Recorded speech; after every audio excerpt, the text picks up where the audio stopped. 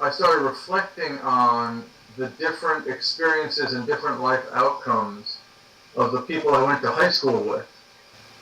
And the kids I went to high school with were, I think, just as smart as the kids I went to college with. But the kids I went to college with make a lot more money than the people I went to high school with.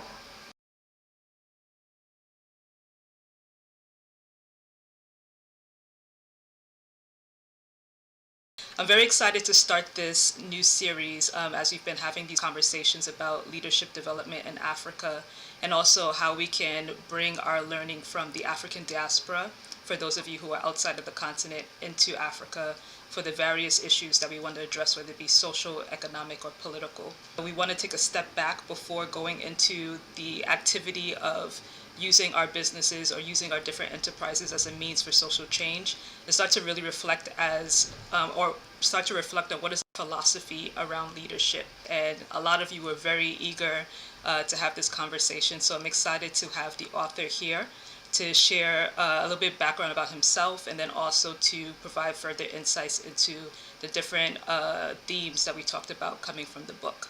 So without further ado, I would love for Daniel to introduce himself to everyone. I'm going to invite a couple of people on stage here on Clubhouse to make sure that you can actually hear. So if you're hearing me, I'm just inviting you on stage to do a sound check really quickly. Just let me know if you can hear everyone okay, and then we'll begin. So Zico, I just invited you up because I just want to make sure I can hear you. Oh, sorry, that you can hear us. Can you hear us clearly? Yes, I can hear you clearly. Okay, Thanks. perfect. Yeah, so you can go back to the audience, no problem. All right, thank you so much, Daniel. Go ahead and introduce yourself. Sure.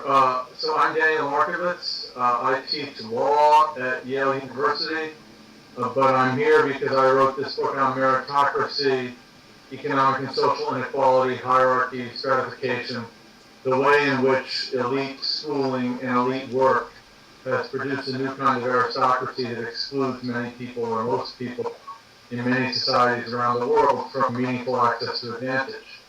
I don't know what the best way for me to introduce myself other than that is, maybe briefly.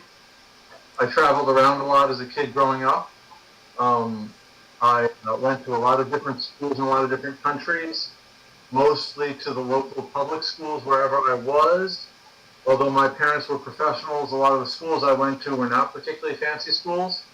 And then I went to college, arrived at Yale University as an undergraduate, and got a sense for what it was like to be at a fancy school. And in some sense, have never left. Excellent. And then can you just talk a little bit about what prompted you to write the book, The Meritocracy Trap, and then maybe 3 bullet points about what are the major themes that you want people to pull from the Sure. book? So I think I can do those things together, actually. So two things prompted me to write the book. The first is that I started reflecting on the different experiences and different life outcomes of the people I went to high school with, particularly in Texas. I went to a high school in Austin, Texas, in the Austin School District, so not in one of the suburban districts, but an urban school in Austin. And the kids I went to high school with were, I think, just as smart as the kids I went to college with. But the kids I went to college with make a lot more money than the people I went to high school with. And I was sort of interested in thinking through exactly what was the mechanism whereby that happened. It wasn't mostly that they inherited more money, at least not in the conventional way. Usually their parents are still alive. So it's not that somebody gave them lots of assets. They worked for what they got. But at the same time, it wasn't a coincidence who got it and who didn't. And so I was interested in the role that elite education plays in giving people access to economic advantage. The second thing is that my own students at Yale Law School, over the past 20 years, I would say have become progressively more stressed and unhappy. And these are the people who are, in some obvious sense, the winners of this competition. You know, they got into the #1 ranked law school in the country. They are guaranteed on graduation jobs with them $200,000 a year if they want first year out. And yet, at the same time, they felt as though the system that they were in was unfair to others and not really good for them because it required them to jump through hoops the whole time, to chase after gold stars that they didn't particularly value, except that other people told them they had to chase. And then, it's like the joke of the pie eating competition where the prize is more pie. That, they finish at Yale having worked all the time, then they get to a law firm where they're working 80, 90 hours a week. And then if they make partner, what's the prize? Well, they get to keep working 80 hours a week into their 50s and 60s.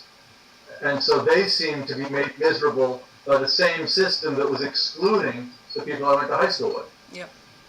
So that now if there are two take-homes from this book, it's that we have this system that excludes most people from advantage and then ensnares the people that it seems to include so that they're rich, they're wealthy, but they're not well, and so that nobody wins from the system. And if there's a third bullet point, it's that the mechanism whereby this happens is a feedback loop between school and work, in which school remakes work in its image, so that these fancy schools that create an elite that is trained in a certain way then exercise influence over jobs, so that the way work is structured is restructured precisely to favor what the schools teach. Exactly. So that it used to be that, say, in finance, that was a mid-skilled, middle-class line of work. And then a bunch of PhD physicists and mathematicians and engineers and a bunch of elite business school and finance school graduates took over, and they changed the way in which finance was structured. They built up a system of securitization, of derivatives trading, and the way in which finance works now requires you to have technical skills that only certain schools give you. And that's because of the workers from those schools now in finance. And then on the other hand, the people who make all the money in these jobs then invest enormous amounts educating their children, go to precisely the schools that feed the next generation into the jobs. So that first, school remakes work in its elitist and hierarchical image, and then work remakes school in its elitist and hierarchical image.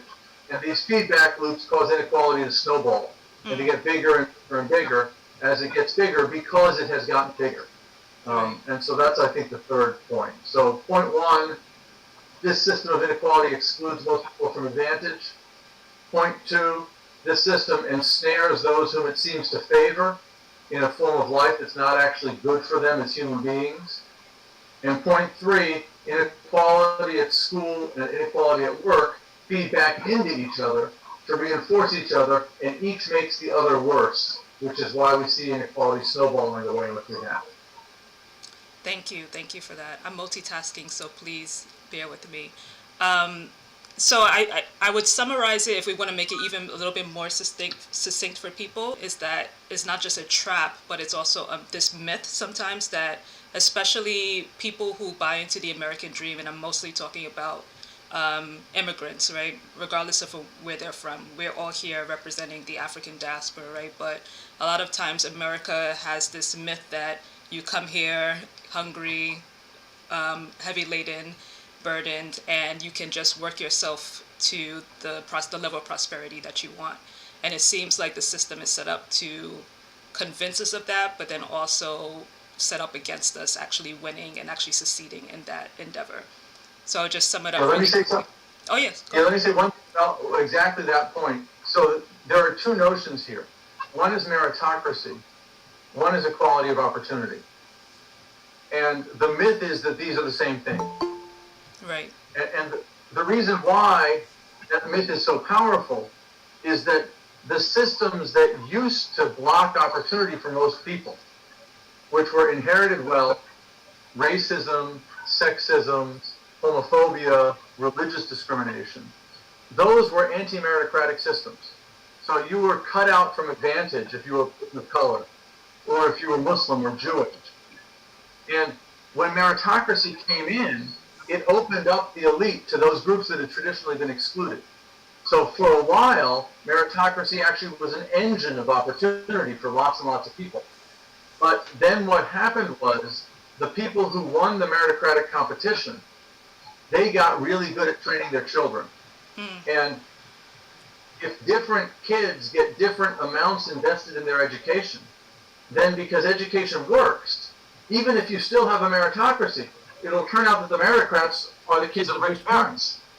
Because rich parents spend enormously more on educating their kids than anybody else. So that today meritocracy has become an obstacle to opportunity.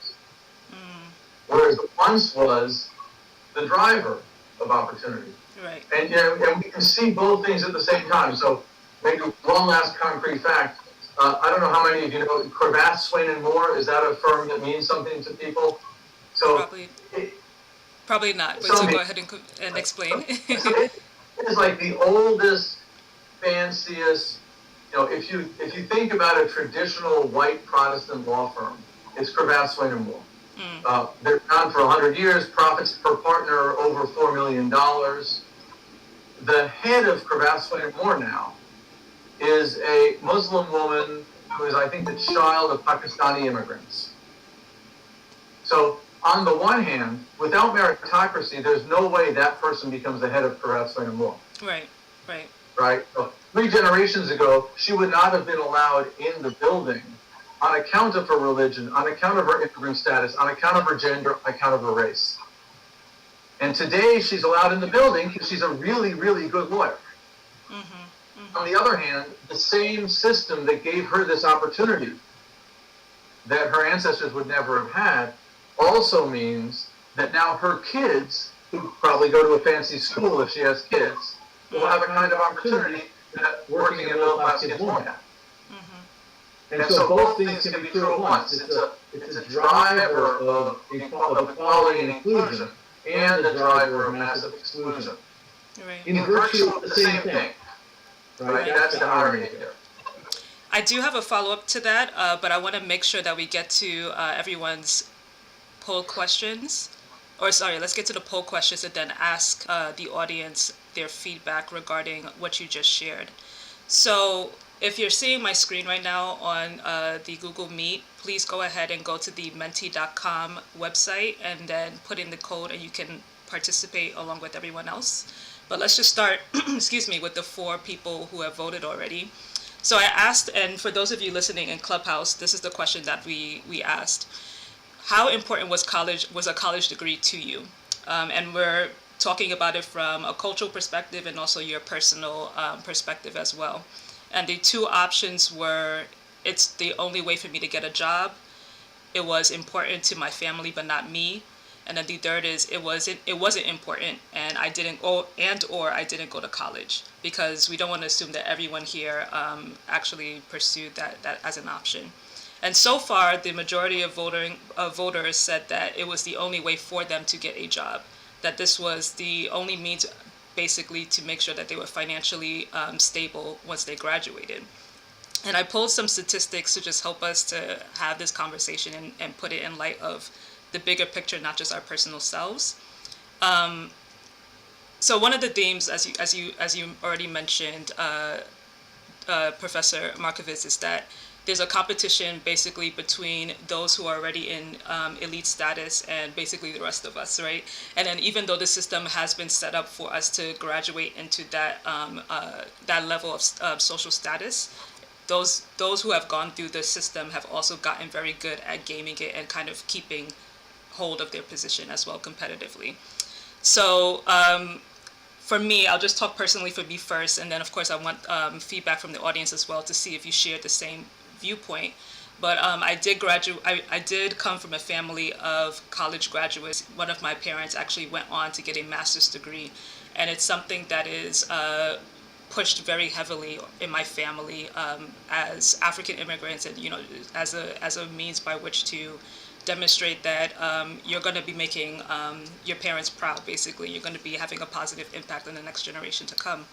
And as I was looking up statistics on this, Africans actually are, specifically those who live in the United States, are the most educated, meaning that they have the highest level of degrees out of any other group in the United States, and that's from Pew Research. So it's partially a cultural thing, and and I think that maybe the cultural phenomenon is also behind this perpetuation of this statistic, and us being the most decorated demographic group. I think outside of the white population, obviously. 69% of Africans who live in the United States, and that's whether they're native born, so they could be American citizens, or they immigrated to the country. 69% of them have at least some college education, right? But then here's the interesting perspective, and then I'm going to ask my follow up question and have some audience members participate as well.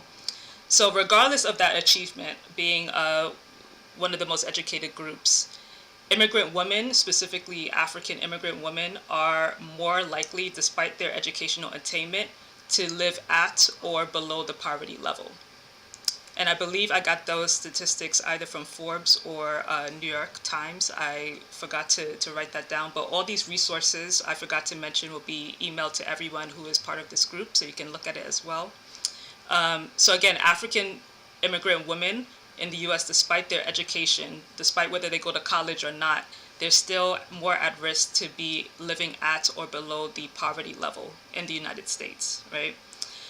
For those of us who are not at the poverty level, about, I don't have the numbers about how many of us are, but those who make it to middle class status are making $10,000 more than Black Americans, so people who are Black and are native to America. They're making around $33,000 a year on average. And African immigrants, after we obtain college degrees, etc., are making approximately $43,000 annually. That's the very, very low end of the middle class spectrum, but it's considered middle class according to the Pew Research statistics. And again, I see many of you, and I'll take some audience questions from Clubhouse in a second, but many of you have already said that, yes, the college degree was the only way I was going to make a living once I left high school, or once I left secondary school. But the question now is, were you making enough to satisfy how much you might have invested in your college degree as well? And then how has that actually materialized once you have actually graduated? But I want to quickly go to some audience members and just see their reaction to these statistics. So I'll call on Housecar. I don't know if you're there. You can unmute yourself. Oscar. Oscar, sorry. I'm well. Good to see you again. Yes, likewise. So yes, how would you respond to that question? Basically, do you feel that college has been worth it based on these statistics of how much you would likely make as someone of Black and African descent after going to college, and the way that Daniel has described the way that the system is set up currently? Honestly, no. To be honest, I've especially come from. I'm from East Harlem, New York. So coming from where I come from, I've been able to see both sides of the story. I guess you could say friends that have went to college, have risked it all, and those that pretty much decided to roll the dice and bet on themselves and take a route where I guess it's risky, but if things pay off, they things could be lucrative. And I honestly feel that taking a college route, for one, I feel that it absorbs a lot of energy from you, like creativity and a whole bunch of things that with the statistics that you said, if you were to dedicate your youth years and the creativity that you got into yourself, into entrepreneurship, or into just thinking outside the box, or coming up with different needs that you and your community might need. I feel that that might pay off more than just going for a degree that essentially doesn't really even promise you anything. And I feel that as a young Black man, like, I just feel that right now with the times that we're living in, I feel that there's enough workers in the world. especially black workers. I feel that my people should really focus on trying to focus on ownership and focus on really, stemming away from being somebody's labor force and pretty much start creating our own industries, our own, just our own workforce where we're able to really tend to each other and really, help each other out because I just feel like, again, like most of these systems don't really cater to us. Kind of like I remember I was seeing, I think it was a few years ago, about a famous actress or celebrity who she was able to get her daughters on scholarships and things of that sort. Just off the basis that she was a famous white woman. Um, and there's black kids that could have done a lot more with those scholarships. But that's I guess that's just my opinion, but that's my look on things. Yeah. So my name is Rico. I'm from Zimbabwe. I grew up there, but I moved to Australia 6 years ago. So this was a big dream for my parents. I guess this was their way of us moving. I guess an opportunity for me to move upwards in the world. For me, the question too, was it worth, because they did pay a lot of money. I don't know if any of you are familiar with universities in Australia, but they're extremely expensive. And if you're not a citizen, you have to pay cash up front, and this is what my parents had to do, and we're not rich by any means, so that meant a lot of sacrifices. Looking back at the moment, I'm actually currently unemployed. I have been for about a year since the pandemic started. I don't think the money was worth it, but then at the same time, I also think that I wouldn't. So I did my bachelor's degree in South Africa, by the way. So I think I wouldn't have been able, at the same time, I wouldn't have been able to move here if I didn't have some sort of bachelor's degree as well. So I got the bachelor's, and then to move here, I had to get a master's, and I don't know, it's just been very expensive and also very stressful for me. Just because I know how much has been invested, but it's been really hard to find a job in marketing, because that's what I studied, that pays enough to make a difference, or like to make that worth it. I'm actually now I'm now just starting a new course. I got a scholarship where I'm just going to move into data science. So I'm really hoping that I start to earn enough after that where it becomes worth it. So for me, that's been the biggest pressure point for me.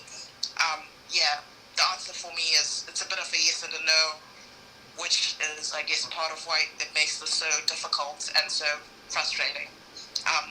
But yeah, that's me. Thank you. I'm done speaking. Hi, my name is Aquino. I'm actually a student at Rutgers University in New Jersey, and I'm doing an externship through the Carpi Foundation this month. So, my experience, I'm actually Asian, so I'm going to offer my perspective. And one thing, well, let me answer the question first. For me, I'm feeling I'm concerned that the time and the money and the resources spent in my education may not pay off in the long run. This is coming from the perspective that I'm currently in the job search. I've done fairly well in school, but I'm finding, whether it's due to COVID or not, that there aren't really that many opportunities out there. And so, in that sense, I'm a bit concerned about whether all the time and effort will be worth it in the end. Coming from an Asian perspective, and touching back on what Dr. Markovits mentioned earlier about how, Asians are considered a model minority quite often, and it's given a positive connotation for the most part, but there's also a negative connotation where, because of certain assumptions that are made about Asian Americans, that it ends up becoming problematic. For instance, parents, I think we've all heard of the tiger parent and how much pressure that can be, which I think that also applies to other cultures as well. but how that has an impact on mental health, which in the long term may be detrimental when it comes to, the purported benefits of a meritocracy, for example. So coming from an Asian perspective, I think that there is definitely, I do definitely recognize that just because you're afforded certain, I don't know what the right terminology is, but certain privileges, that there is still a possibility of having a negative impact in the long run. And that's my take.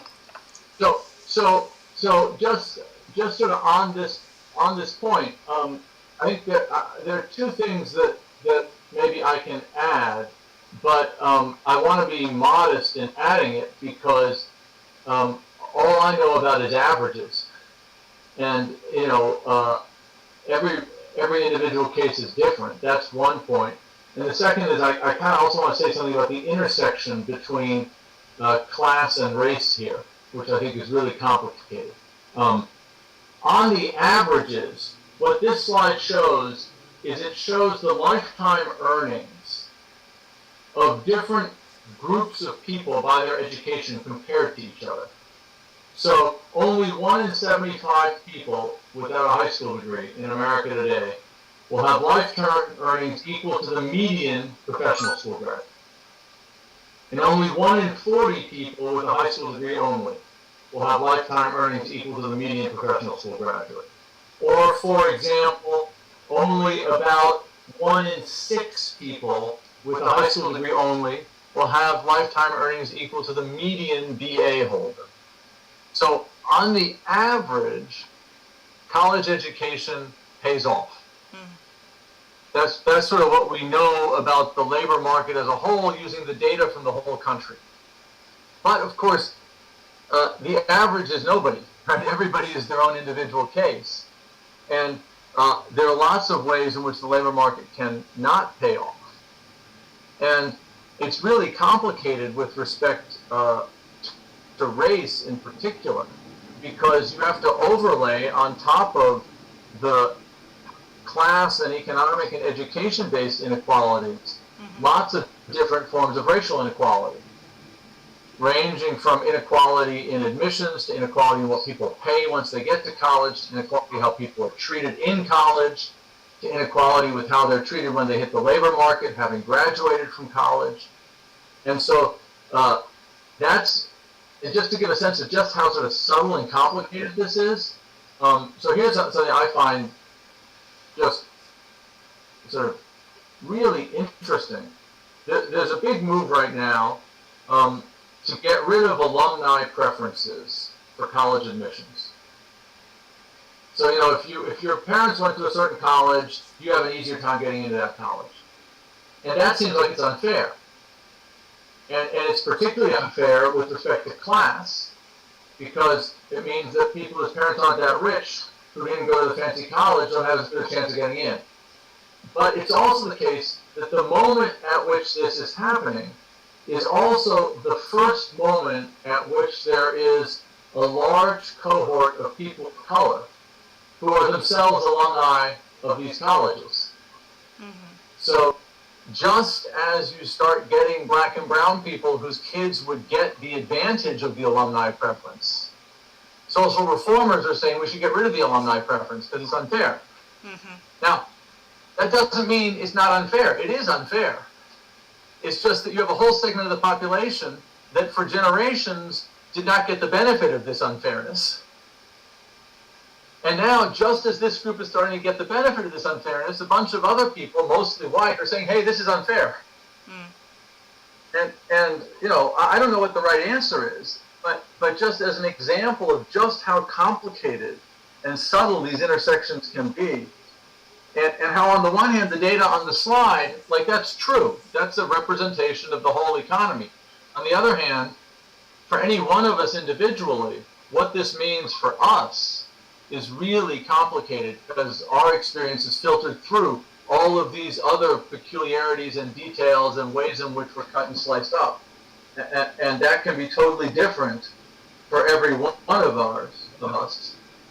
So like that's why I want to be modest, and I want to report what I know, but don't want to claim that I know things that I don't know. Right. No, and I appreciate that. Just for the sake of time, we have been on for about a half hour now, and I'm not sure how long you can stay with us, Daniel. So I'm just going to move on to, and I think this is a good segue to the next conversation that I want to have, which is... I'm shared, so you can take over again. No problem. So I'm going to skip the initial poll question that I had after this. And thank you for those who participated in the college question. But to your point about the rules changing after people who have benefited from it for so long have decided, okay, too many other people are benefiting from it. I want to talk about what instigated this conversation, which was what instigates all of our conversations, which is basically how do we end corruption in Africa? Because this is a group of different people, Black Americans as well, who are interested in going back to the continent to do reform work, mainly through social entrepreneurship, so creating enterprises that are self-sustaining through profits, etc., but also have a social lens in the approach that they're taking to doing business on the continent, right? And one of the reason why we prompted this conversation was prompted, and again, those of you who are in the Clubhouse room, feel free to raise your hand if anything we say sparks a question in your mind. But it kind of feels like a catch-22 when we say, okay, we don't want to do the typical charity thing because then we have to beg people to give us money and have to pull at their heartstrings and hope that they have a conscience to care enough about donating money towards our cause, right? So then the question now becomes, okay, maybe we can trick them by saying, okay, we're offering a service or a product that you probably would have wanted anyway, but by the way, by purchasing it from us or doing business with us, you're also having a positive impact on the community that we're working with.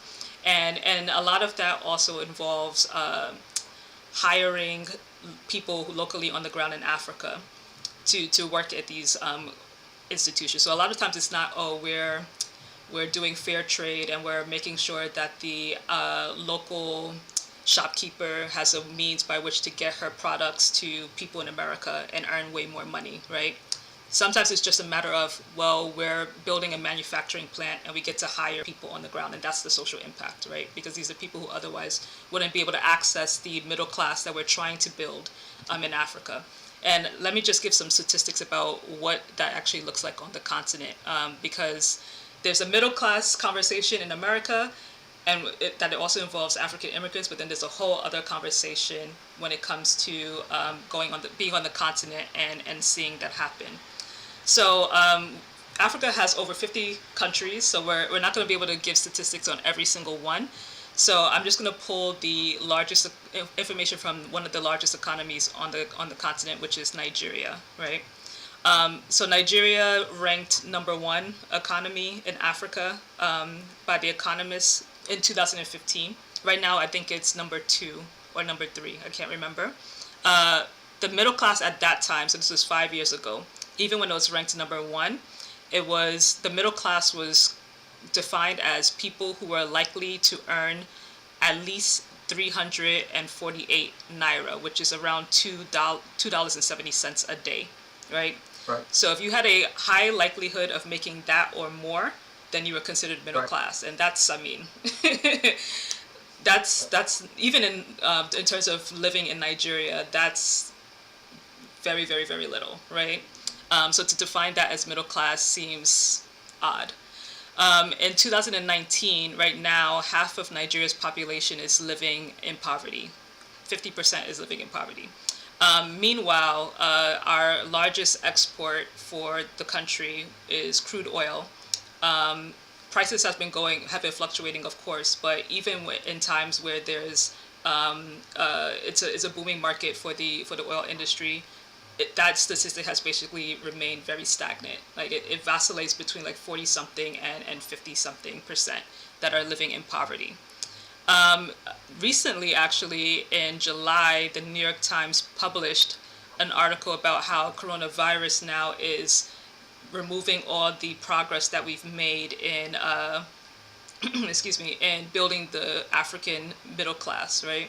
And so when you think about other economies like Kenya that has a very large tech scene, again, going back to this whole entrepreneurship mindset of building wealth, Kenya is really well known for that in terms of bringing or booming their fintech industry. So that you have a lot of incubators, you have a lot of accelerator programs, and a lot of universities pushing a lot of young people to go get their degrees first and foremost, but then also learn the skills that you need to prosper within the tech industry.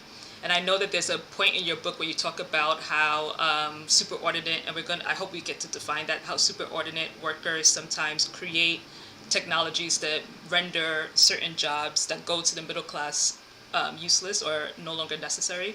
So that kind of ties into the point that I'm trying to make here.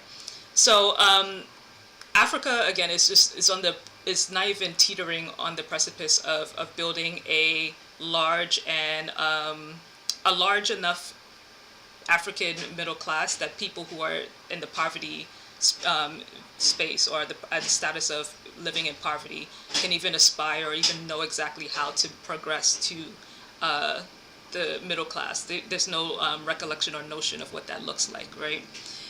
On the other hand, too, those of us in diaspora are coming with a privileged mindset. Again, coming from this meritocratic system, saying that we just have to go back there. We have to just reform education and make sure that people have better access to higher quality schools. A lot of people talk about this soft skills training. Because there's this notion that we don't naturally have those skill sets that the West looks for in terms of hiring people to have to work in middle class wage jobs. So we have this notion that all we have to do is go there and bring this meritocratic system and plant it in Africa in order to see systemic changes, both in terms of people's financial well-being, but then also in building a new political leadership, right? We went a lot of different directions as we do in this Afro-philosophical room. So initially we started the conversation around economic wealth or economic development, and then we started to tie that into the corruption that we also see on the continent in terms of our political leaders.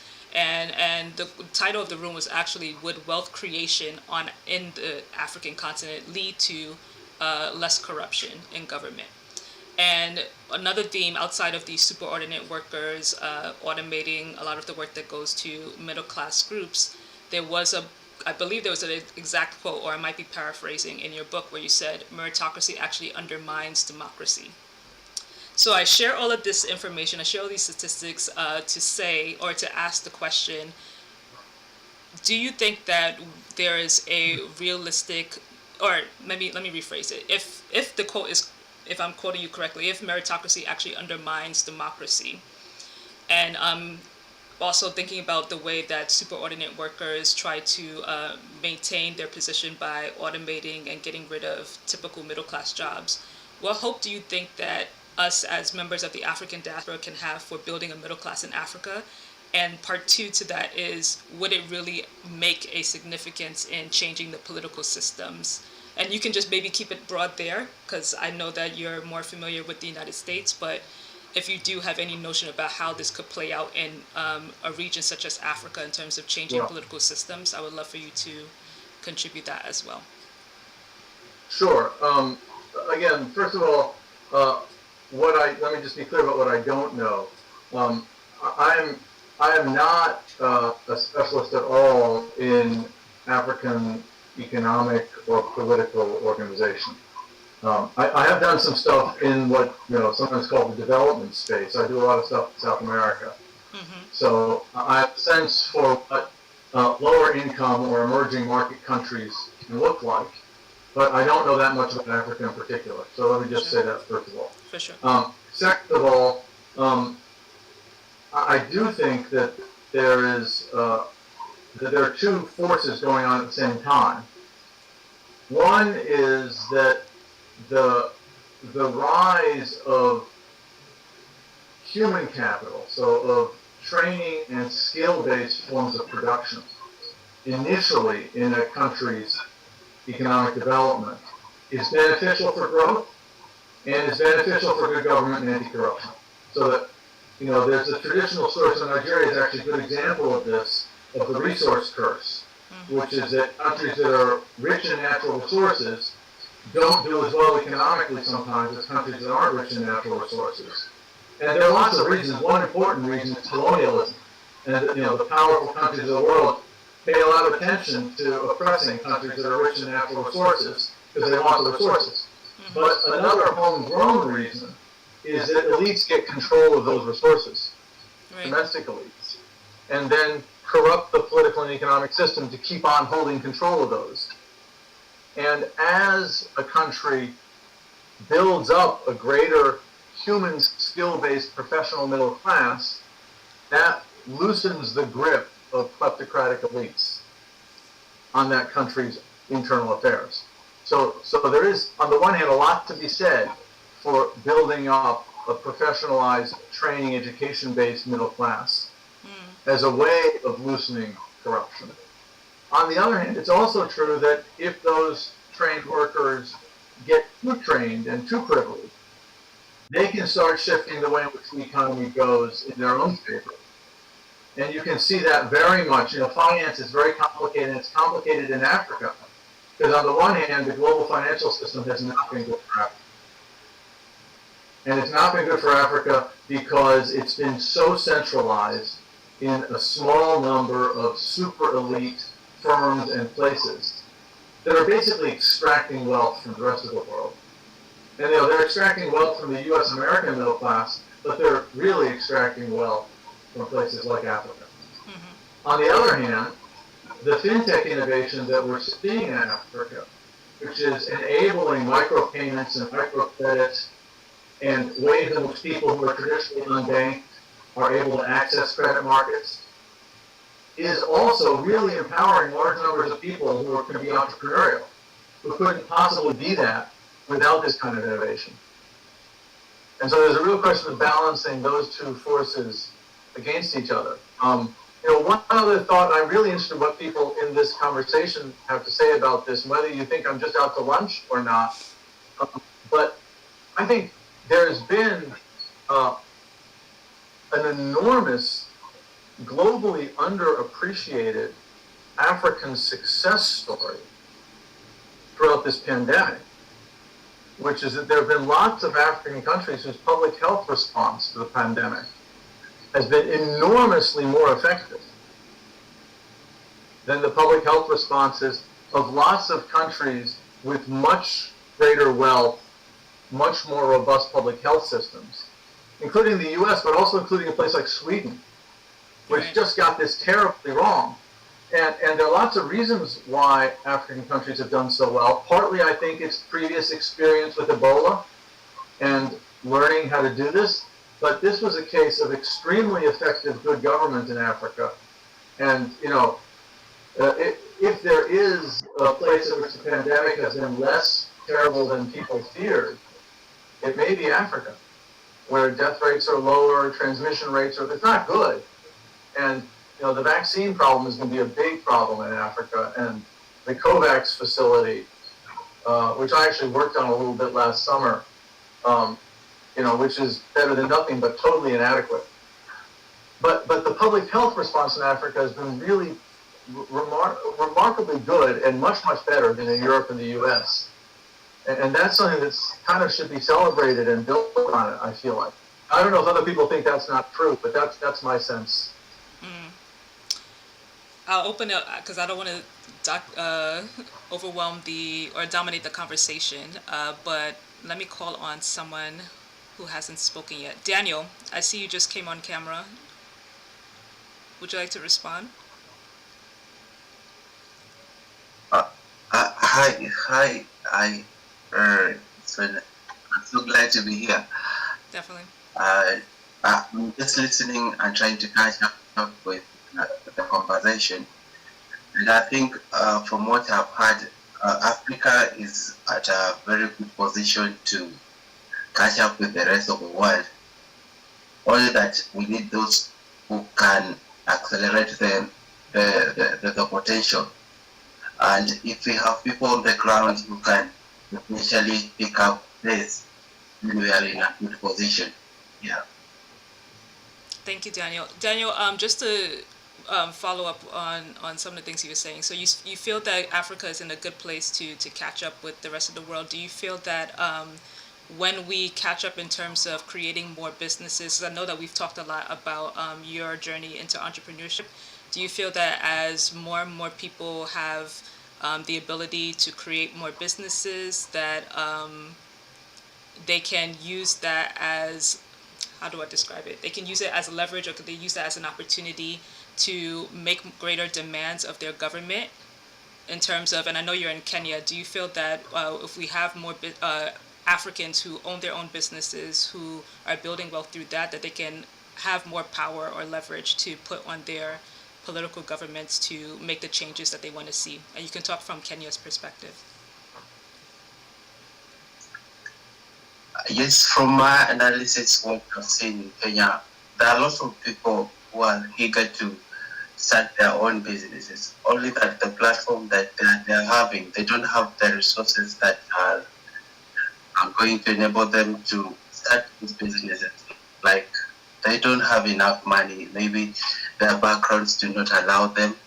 Maybe some are just orphans, Some come from needy slums, and it's a tough journey. Just from my observation, people are really eager. The youth all over who want to start this business, but the problem they're facing is that they don't have the resources. That's what I'm observing from my head. Mm-hmm. And if we can pull up together, maybe have people like investors who can come up with a process or a program to facilitate their businesses. I think it will be a good program. People are there, only like, how do we use this opportunity now? Thank you, Daniel. You bring up a point that I think about a lot in terms of like the chicken and the egg situation. So Daniel, by the way, is a graduate of one of my programs that I led for my foundation. And I remember that question came up a lot about we're already doing the thing. We're already building our businesses. We're not waiting for anyone because we need to eat, more, number one. But then two, we just know that we have the talent to be able to do what we want to do, and we don't want to be at the mercy of someone believing in us. But then you're only be able to go as far as you can with what you have, right? So yes, Africa, and in terms of like the response to coronavirus in general, in terms of the public health concerns, yes, a lot of our learning from Ebola, for example, has allowed us to make sure that we protect ourselves in the best way that we know how, right? But the issue is that we're always thinking about how to be innovative with a lot less, or being put under pressure to innovate with a lot less. And I think that's what's been, I mean, for me, that's what's been communicated, has been frustrating a lot of young people when it comes to this conversation about oh, like celebrating our story, or like, just keep doing the good work that you're trying to do, because they're like, well, we're trying to be exceptional, we're doing this thing of like starting our own businesses and taking whatever we have learned to move up the ranks, but we can only we've reached a mark where we can't go any further, because it seems like people are betting on us to run out of resources, basically, and to quit, either quit or fail, like once we get up that route. And a lot of times it is the politicians. So in Kenya, where I worked a lot, they do have a system where they're trying to make it a little bit more democratized, where people can bid for contracts to work with the government if they do have some kind of service or skill to offer. And that's why you see a lot. Kenya is probably the most furthest along, probably outside of South Africa, but South Africa has the whole different issue of the Afrikaans versus the locals who are native to South Africa. So I think mostly the middle class is made up of the Afrikaans, but in Kenya is probably where you see the most hope for people who are native to the continent actually making it into the middle class because of initiatives such as that. But even still, it's like this notion of, and we've already mentioned it, that if you get to a certain point, we want you to just stay right there because you're a threat to the power of people who hold the most resources and the most influence at the top. And I think that's what you're speaking to, Daniel. So that's where a lot of people do get disenchanted and disheartened because they know that they can only scale so far, and so they don't want to continue to be fed this pipe dream of, well, yes, continue my education, continue to invest in getting certifications with the little scraps of money that I'm putting together, whether it be through working 2 or 3 jobs or what have you, because I'm not going to get as further along as I should be with someone else who has the same qualifications. So and thank you so much, Daniel, for offering that. Yes, we can hear you. Go ahead. Yeah, Roger. I really don't have much to say, but then engaging a lot of people in politics doesn't like really stop corruption because this is like a thing of the mind, and even to like get in politics here, it is about this godfatherism and stuff. Hmm. So we have to play to their cards. So if you don't, there's no way, like, there's no way for the youth because they are old like 80 people here. So if you don't play according to that, there's nothing in.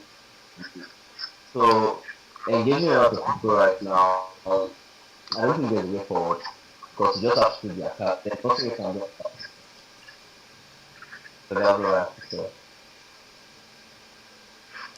Okay, Lauren. So you were going in and out for me. I don't know if that was the same for everyone else, but if I could summarize what I think I heard you say, and I hear this a lot in the conversations that we've been having on this, is that you have to sort of pay your dues also. So when you start to, sometimes you get the negative, you get attention in a bad way as you start to climb the social ladder.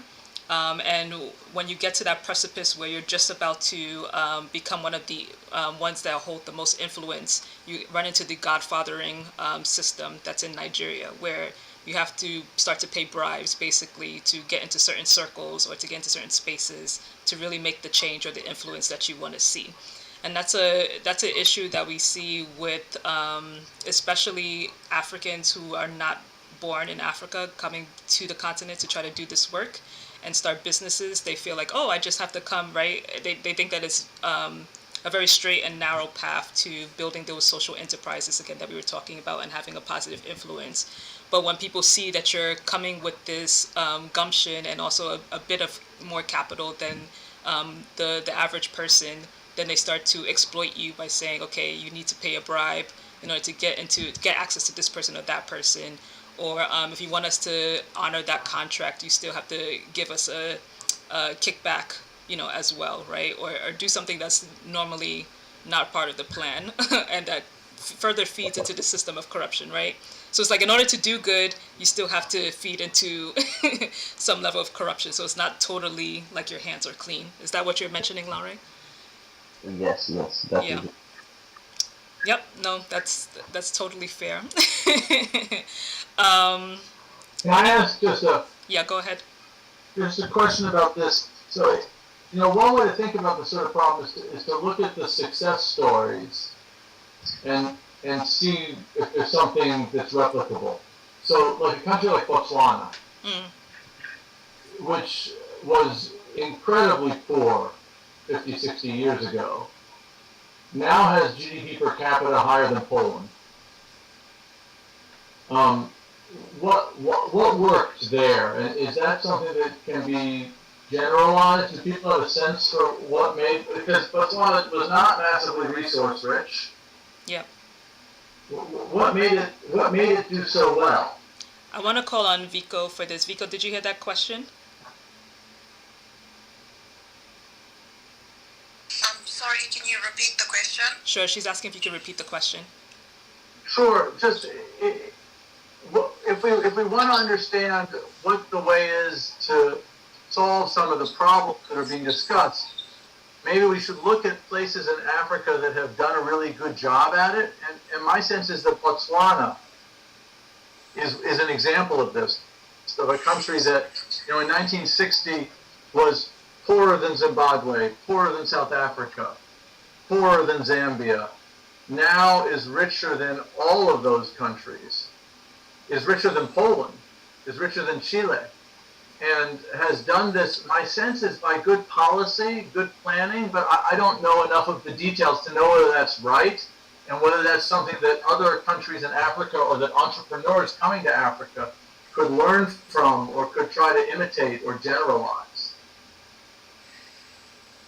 So, I haven't actually ever traveled to Botswana before, but my dad actually works there.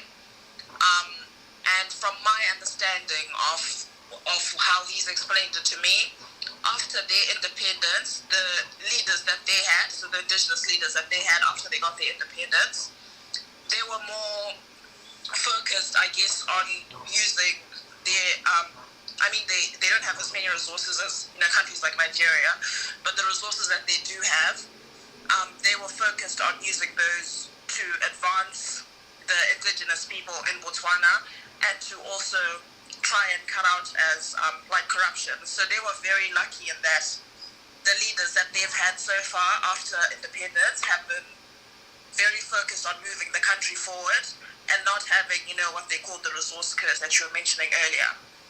And so I think that's probably been one of the biggest advantages. So things like the diamond deposits and the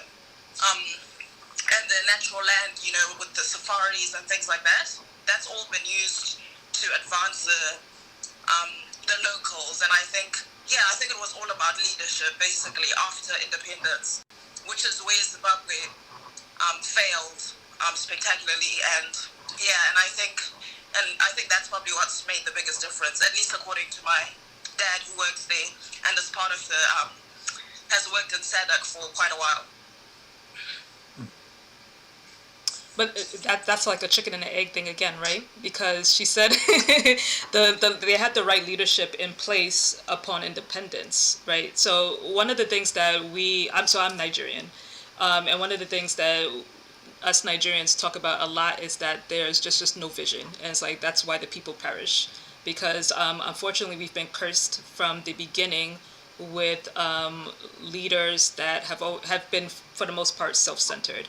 Not our very first presidents, but unfortunately the Biafra War kind of interrupted that whole natural succession and flow of the way things were working at the beginning. And then since then, it's just never been the same. After the military coup, it's just been a constant battle between whether or not we want martial law or if we want democratic rule. And each one has still always been riddled with some kind of human rights issues and concerns, right? So yes, it's a chicken and the egg situation again, where it's like the foundations were interrupted, of course, by colonialism, which we said already. And then once independence happens, if you don't have the strong visionary in place right then and there, or a severe interruption into the system that does end up existing, which could be corrupt, you're bound to just continue to see the cycle of poverty, of all the things that we're trying to address continue over and over again. Again, going back to the godfathering thing, because people are the doorkeepers and are saying that there's an access fee basically in order to get in. I will let you respond. I think, Dan, you wanted to say something, but I did have another thought to add on to what Zico said, or Vico, sorry. Can I just ask one question about that? So Yeah. So Nigeria is enormous. Right? Well, in terms of population, yeah. Yeah, in terms of population, you have like 200 million people or something. Yeah. So this is the size of Germany, France, and England combined. Mm-hmm. I wonder, is the right way to start with the agenda you're talking about, to start in a country that big? Or are there advantages to starting in smaller countries? Maybe you try to go big for, as I say, Latin America, which I know better. Mm-hmm. Which, if you can get movement in Brazil, you can take the whole continent with you. Right. Right? And so under Lula, there was real movement in Brazil. And that was powerful. And it changed not just the economic dynamic in all of Latin America, but it changed the political and social dynamic also. And so that's a reason to start in the powerhouse big country. Mm-hmm. On the other hand, it's also the case that you take a country like Uruguay, very small country. There are possibilities for particularly entrepreneurship-based innovation in a country like Uruguay, which is more manageable, where it's easier to produce good government, it's easier to stop corruption, and then use it as a base for moving out to develop the continent. That's also happened. So Uruguay has influenced Argentina in various. So those are two models, and I don't know how to think about the choice between them. I mean, there's a way in which Botswana is like Uruguay. Yeah. Nigeria is like Brazil. Yeah. I don't know how to think about that choice. Is that a helpful question to ask or not really? It's an interesting question to ask. So we also have to define what the agenda is. So it sounds like you're saying that the agenda could be like a Pan-African or like a intercontinental kind of movement regarding. So in Latin America, like there's Mercosur. Yeah. So right, which is yeah.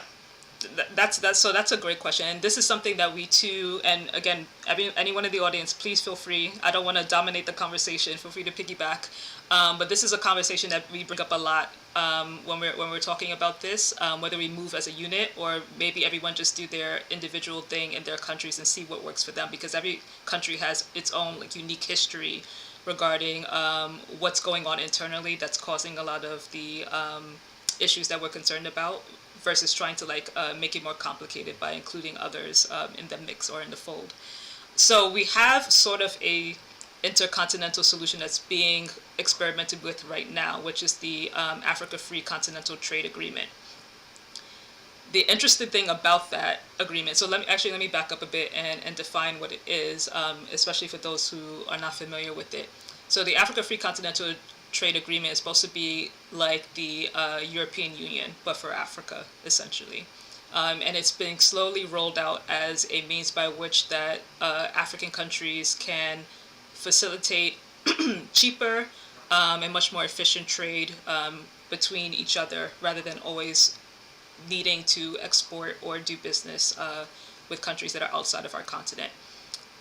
Makes sense on paper because there's so much business that could be done and so many resources that we need from one another that there's no reason for us to be spending much more money in theory to do it with others outside of the continent. However, because of the lack of basic infrastructure and the varying degrees by which each country is developed, let's just take for example the currency rates, right?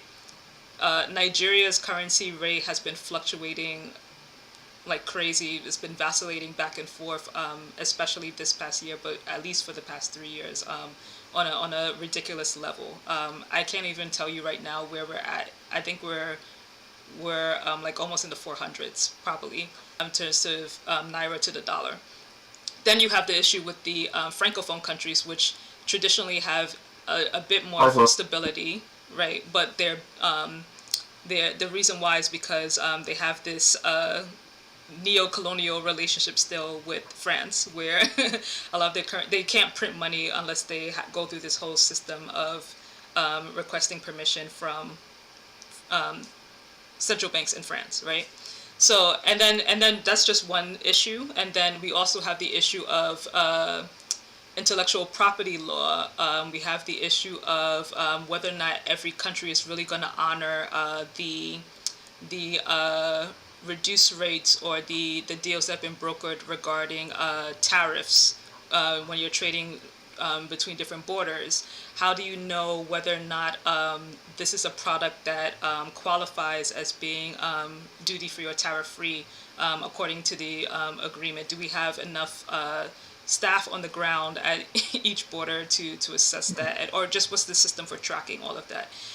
We've barely we've barely set up the systems to regulate these kind of issues within our own borders, let alone trying to experiment with this on a much larger scale. And again, every country is varying in the progress that they've made with that. And then also, we're not even, and I brought this up in a conversation before, but we're not even talking about, a lot of times when we have these conversations, we're not even talking about Central Africa. And Central Africa is a whole nother ballgame because they're still riddled significantly with local internal conflict between warring tribes, and the issue is over who even has access to the land to start building these different enterprises or building these different infrastructure projects. There's still factions that are warring against each other over who has the rights to that, right? And then that also trickles in. A lot of times those conflicts trickle into neighboring countries such as Rwanda, where Rwanda will say, well, we just want to close off our borders completely. We don't want to have anything to do with the DRC or any other country like that because they're having a negative impact on our on the safety of our own local citizens, right? So I say all of that to say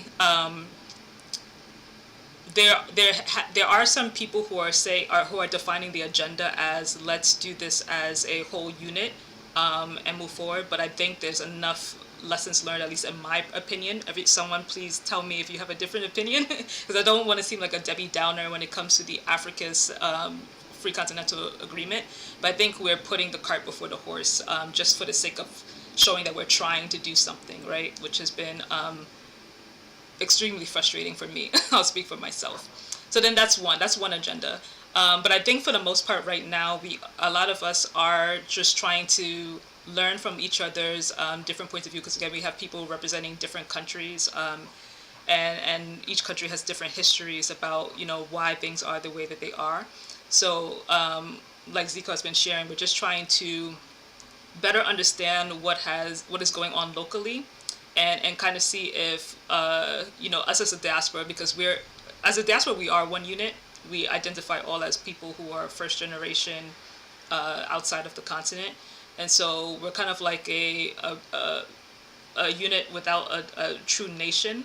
But we do know from our individual family members, our individual experiences, what has or has not worked in our own local countries, and then we're trying to basically build the boat as we go along, trying to say, okay, this is what has worked here, and I'll share with you also, those of you who are from Nigeria, that this has worked for us.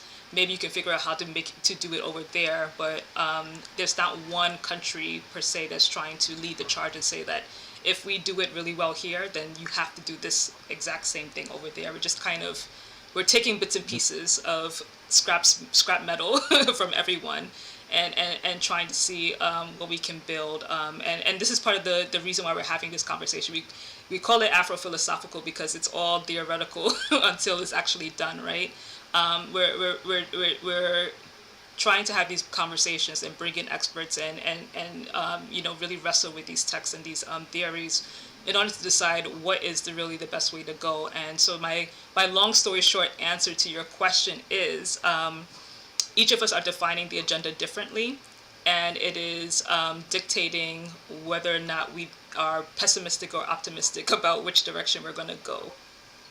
I direct Yale Law School's Latin American programs.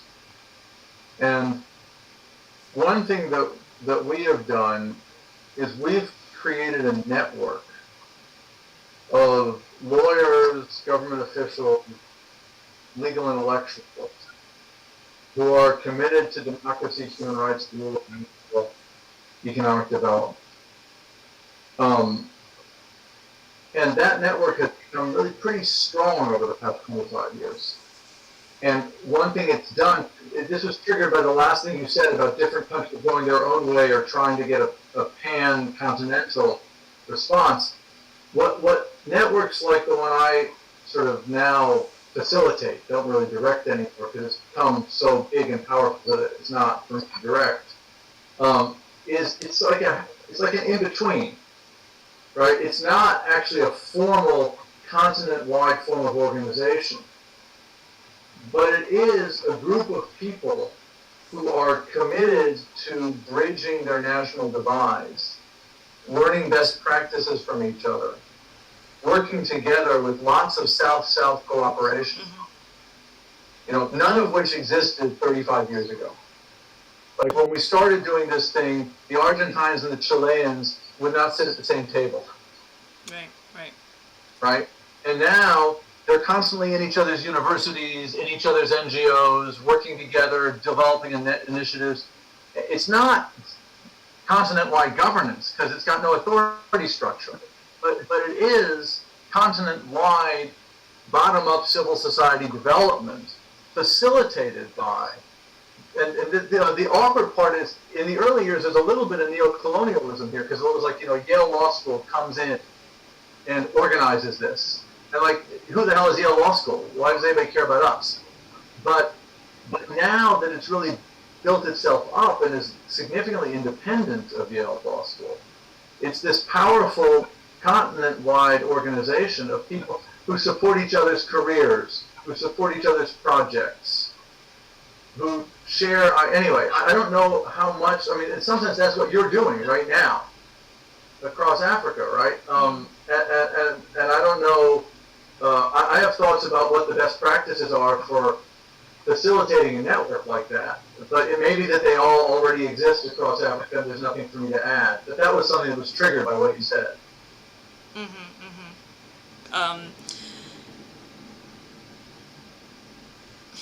How do I describe this? I am trying to build this sort of network, but I think that there's so for me, I think that the approach is that all of us feel the urgency to rush and do this without doing some individual and also collective self-reflection on what tends to be the impetus of why things like this go wrong, and then how not to repeat history and what has went wrong in the past. I'll probably leave it at that for a second. But there are universities that are involved with this. So one of the things that led me to start CARFI was attending these business conferences that happen along the Ivy League network. So Harvard Business School has their annual Africa Business Conference. Columbia University, which is where I graduated, has it as well. Georgetown, etc. So there is a university network as well that's trying to have the conversations or to do this like I'll support your initiative and you support mine kind of thing as well. I think the problem for me is that we're rushing to I'll just use the word. We're rushing to implement a solution that we haven't taken a beat to really interrogate it. And that's just my opinion. And again, Sean's opinion is not law, everyone. So please raise a hand if you have something to contribute. I don't want to seem as if I'm like dictating the conversation. But from my perspective, we are not interrogating enough the value systems, the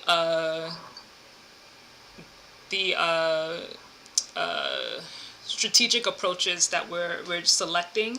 We're kind of selecting it at the mercy of whatever it is people in these institutions that we revere are telling us to take and to move. So going to your point about like, who is Yale University, like let's not continue this kind of like quasi neo-colonial kind of approach to dictating what should happen on the ground in Africa.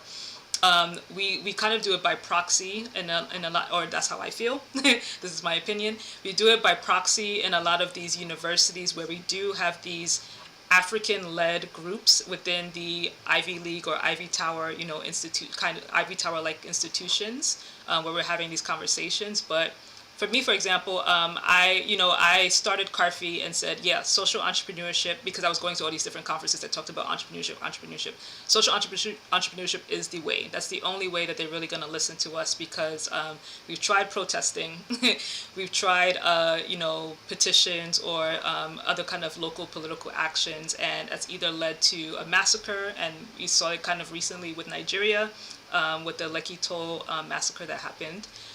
So it either ends in severe, violent reproach by our leaders, or it's met with, the other approaches are met with a lot of lackluster and not a lot of,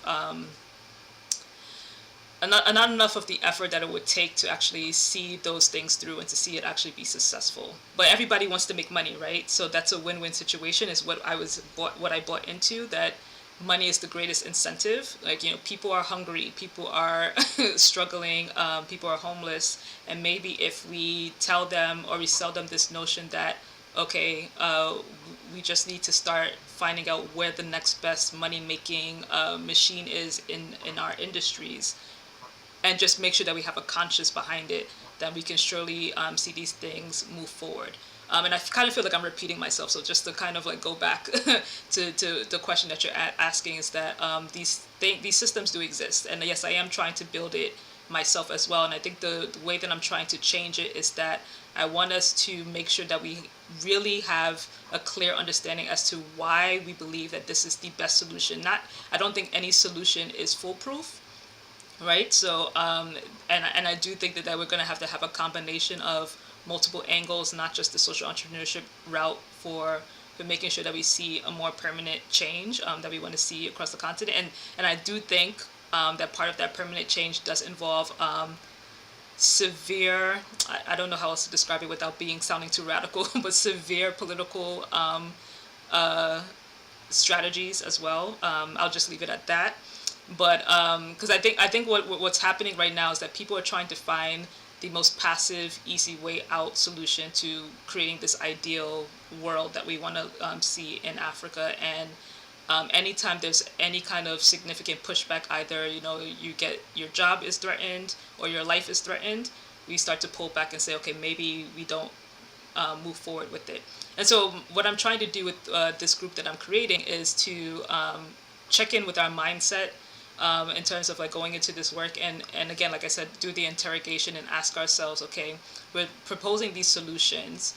Let's not only talk about what has happened realistically speaking when this has been implemented on the ground in our various countries, but let's do some reading and digging into pulling some numbers out, pulling some statistics out, pulling some data out, and really really have a more convincing argument, hopefully within ourselves, as to why this route is the better route versus any other, as easily as we can, in terms of the doing it within the lab before we actually go out and experiment in the real world.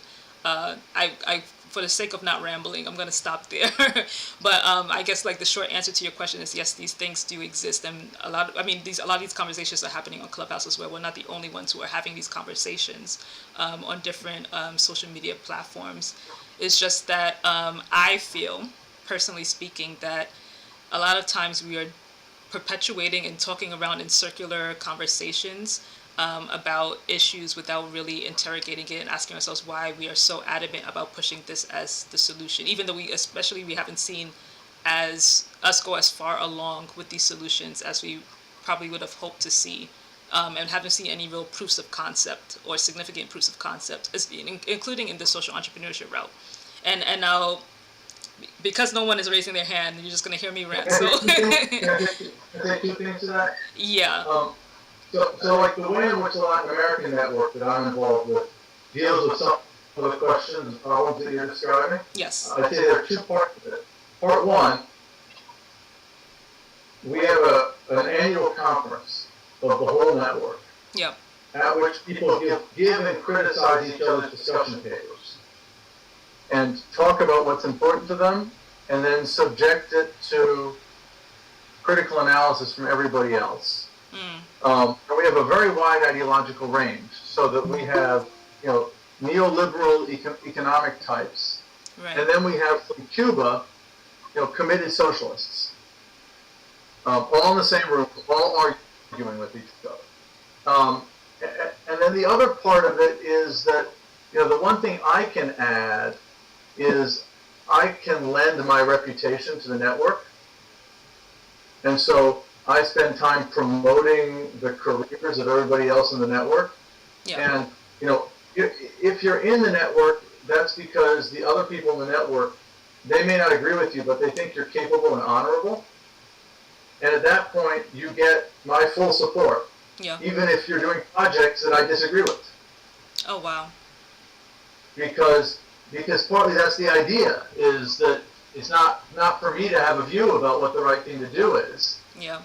It's for me to facilitate and empower people who are people of goodwill and high capacity.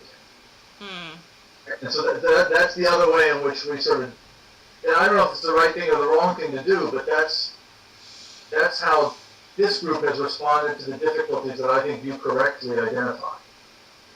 That is an interesting perspective, especially when you say, even if I don't agree with your approach, because I think also I have to be careful with what I'm sharing because I don't want it to seem as if like I'm just making assumptions, and that's why I really want everyone in the audience to push back on me on this. But I also think there's a sense of crabs in a barrel where, and I don't know if this is unique to Africans, but I can only speak from our perspective, where people, there's someone who always comes in our room. Her name is Sarah. She's not here today, but if she was here, she would say it's the thirst to be the first, right? She uses that term a lot, and I love it. Where there's this scarcity mindset, where it's that there can only be one leader, or there can only be one person implementing something on the ground, and they want all of the attention because maybe they also feel like there's so limited resources that they need to attract all the potential players that would give them all the resources to do their thing the way that they want to do it, right? So I think there's an element of that too in terms of like coming together and sharing our ideas. A lot of times it's like a popularity contest, in my opinion, my humble opinion, where if you're saying the things that enough of the right people agree with, they're gonna just rally over to you and not even try to entertain the other idea that the other person is proposing. And then on the other hand too, there's, oh yes, Vico, you wanna add? Yes, I was about to say exactly what you've just said. Okay, good, That I've because I'm noticed worried that I am being very biased here. So please share. No, you're not. I was about to say the exact same thing. Okay. That's scarcity mindset, and it's something I always talk to my dad about as well. Because so he's an economist, by the way. So actually, I wish I had invited him to this. Yeah. But I've noticed this. I lived in Zimbabwe and also in South Africa, and I noticed it in both countries. I don't know what it is. I was going to ask everyone else, like, if it's similar in other African countries or why that is, because it means that we struggle to collaborate, and collaboration is how we move forward. Yeah. And I think just the discussion we're having today is so important, but we can't, it's really hard to implement everything we're talking about if people struggle to collaborate. Yeah, I don't know, maybe the professor has some sort of insights, but it's something that's always bothered me and something I've noticed as well, Sean, yeah. Why do you think that is? Like, so I said it's from a point of view that there can only be one person that gets all the attention. I think it's really just a matter of attention. I think we have more than enough resources in the world in general to deal with poverty, right, and to deal with inequalities. I think it's a matter of people wanting to be at the helm and to want to be the one that is the face of the movement, right? Which kind of debilitates us and keeps us from going as further along as we should. Do you think there's any other cause or reason for that? Yeah, in my experience, it's more a feeling of, because I guess maybe it's just because like Zimbabwe is one of the poorer countries. Like it's more of a feeling, not a feeling. Like the reality is something like, so you know how the professor asked earlier how Botswana has managed to do better, and they also invested in social services, so things like healthcare and education. So they've done a lot of work in that. Whereas with someone like Zimbabwe, they didn't invest in things like healthcare. So it's sort of a case of first come, first served, or if one person isn't getting something, if one person gets something, then that means that someone else is missing out. So then that just you start to grow up thinking that there's not enough pie for everyone to share. That's my opinion. That is just, it becomes like a mindset where if someone's winning, that means that you're losing. And and so it just becomes dog eat dog, and then people don't want to collaborate because they feel like they're going to miss out, or that someone's going to win and they're not going to be able to get as much out of it as the person who's winning. So that's just my opinion. But now the tricky part is, I guess, changing that mindset. And doesn't that kind of, Daniel, circle back to, I don't know if we really answered the question, but doesn't it kind of circle back to the question around, if we can talk about that a little bit more, meritocracy undermining democracy? What did you mean by that? And, in this conversation that we're having, and that we're giving you some more insights into what's happening within the African community. I mean, I think there's something to that. One of the things is that this question of wanting to be the face of the movement, or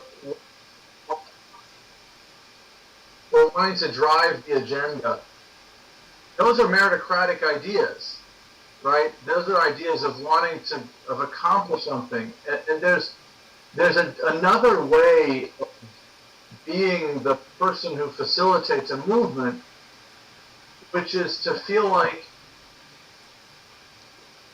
and it sounds a little bit trite almost, but it's not your achievement, it's not your movement, it's everybody else's. And your role is to make other people succeed, not to succeed yourself. Mm-hmm. And that's not a meritocratic notion, actually, because it is very much not a competitive notion, but it's also a notion in which your abilities may not be on display. Mm-hmm. It's a way of receding.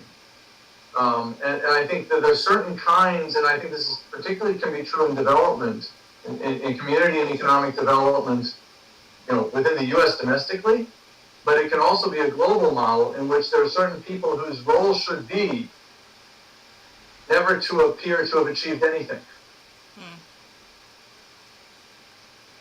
but to be the like the petri dish in which other people achieve things. Just to wrap up really quickly, I guess, what role do the wealthy play in all of this? Or like, how do we hold fire under the feet, if we need to, of people who have made it to the top and are basically the ones who are kind of controlling the puppet strings right now, but like you said too, are kind of suffering as well? What balance do those of us on the lower tiers of the social strata have to do to either hold them accountable, move the needle in one direction or the other in terms of like their ability to support the work that we're trying to do? Yeah.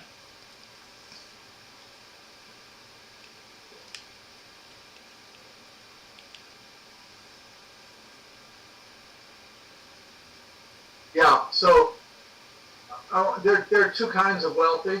They're the oligarchs. So, the billionaires. The South African mining guy who just took over the African Football Federation. And then there's a much larger group of people who are, really rich, but not stratospherically rich. Mm-hmm. And I think they present different kinds of problems. But that level of wealth produces power and distortions where one person can make a difference. Sometimes for good, but mostly for ill. The larger group, the mass affluent, I think that group has got to learn that its privilege comes at cost of other people's advantage. And it has to be willing to give up some of that privilege. But that's a structural phenomenon. That's not something that can be done by changing individual motivations.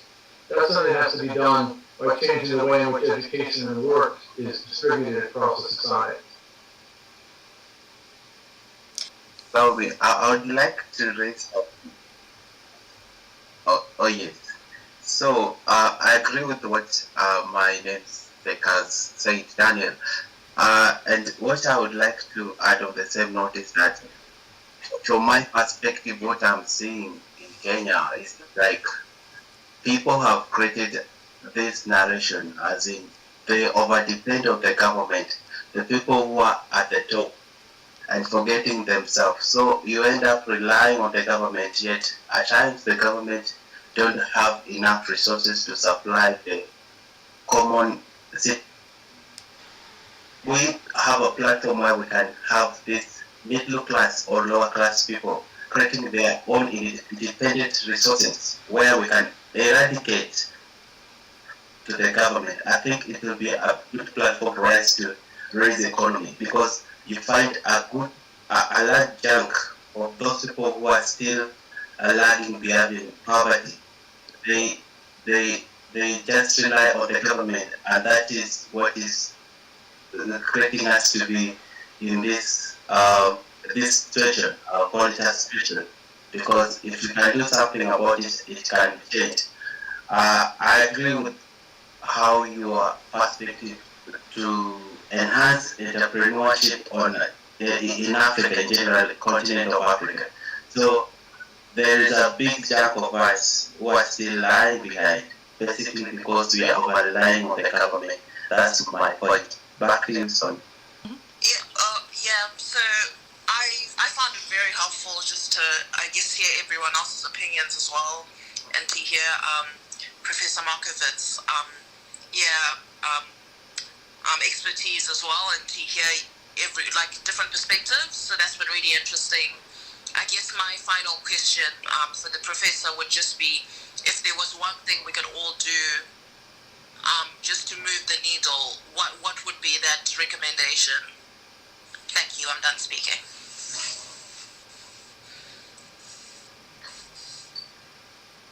I'm not sure if you heard that, Daniel. She was just asking about one last tip that you have, or piece of advice that you have for us. Yes. Yeah. There's one thing that people can do.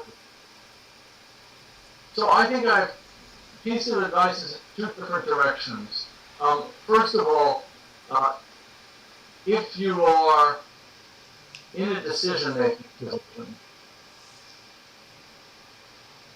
always make the extra effort to look at, consider, hire, promote the person who comes from outside of the most elite institutions.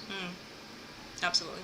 So it's often more work to give the job to that person, because you're not sure what their qualifications really are, because you don't know them. You don't know how to evaluate them. But if you have, always make the work to give the outsider a fair shot.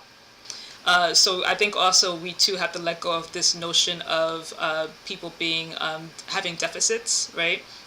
And thinking that the training is going to be so laborious. So going back to when I mentioned that Daniel was a graduate of my program, I was very intentional about piloting this entrepreneurship workshop in Kibera, which is where he lives. Kibera is known as a slum. I really honestly don't like using that word, but for lack of a better term, it's one of the largest urban slums in Nairobi, Kenya.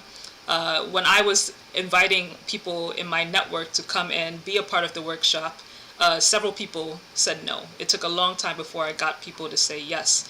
And one of the comments that someone made to me was that, oh, even us as Kenyans, because she was originally from Nairobi, so even us as Kenyans don't bother navigating into those spaces or walking into that, area. We don't even bother going in there because we just feel like it's a no man's land, right? And if I did not go in there, I would not have had the opportunity to meet someone like Daniel, who clearly could articulate himself, as we've all seen here on today's call. Just a word of advice to those in Clubhouse and to those who are listening. It is not laborious at all, and you would be surprised at the hidden gems that you're going to find when you do decide to take a risk and venture into those spaces and give people a chance.